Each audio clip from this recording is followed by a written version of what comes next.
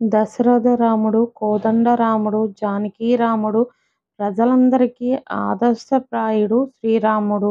మానవ జీవితంలో విడరాని బంధాన్ని ఏర్పరచుకున్న మహాకావ్యం శ్రీరామాయణం.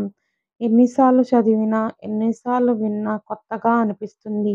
మానవుల జీవితానికి అత్యంత సన్నిహితంగా మెలిగిన అవతారం శ్రీరామావతారం. రాముడు పరిపూర్ణమైన మానవుడిగా ప్రవర్తించాడు. ఈ ప్రపంచంలో మంచి గుణములు కలిగిన మానవుడు ఎవరు అని నారద మహర్షిని వాల్మీకి మహర్షి ప్రశ్నించగా 16 గుణములు కలిగిన పరిపూర్ణమైన మానవుడు శ్రీరామచంద్రమూర్తి అని నిర్ధారించాడు. మనుష్య జీవితంలో శ్రీరాముడి జీవితం మమేకమైపోయింది. ఆయన మానవుడిగా పుట్టాడు, మానవుడిగా పెరిగాడు, మానవుడు పడిన కష్టాలను పడ్డాడు, మానవుడుగానే అవతారం పరిసమాప్తి చేశాడు.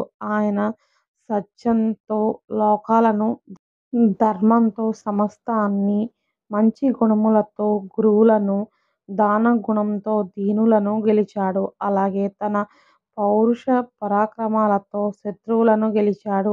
పరిపూర్ణమైన మానవ అవతారమే రామావతారం.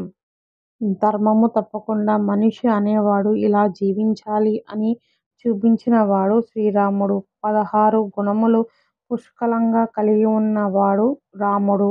అవే గుణవంతుడు, వీర్యవంతుడు, ధర్మాత్ముడు, కృతజ్ఞతాభావం కలిగినవాడు, సత్యం పలికేవాడు, దృఢమైన సంకల్పం కలిగినవాడు, చారిత్రము కలిగినవాడు, అన్ని ప్రాణుల మంచి కోరేవాడు, విద్యావంతుడు, సమర్థుడు, ఎన్నిసార్లు చూసినా ఇంకా చూడాలనిపించేంత సౌందర్యం కలిగినవాడు, ధైర్యవంతుడు, క్రోధాన్ని జయించినవాడు, తేజస్సు కలిగినవాడు, ఎదుటివారిలో మంచిని చూసేవాడు, అవసరమైనప్పుడు కోపాన్ని తెచ్చుకోగలిగినవాడు. ఈ వీడియో గనక మీకు నచ్చినట్లయితే లైక్ చేయండి, షేర్ చేయండి, కామెంట్ చేయండి అండ్ సబ్స్క్రైబ్ చేసుకోండి.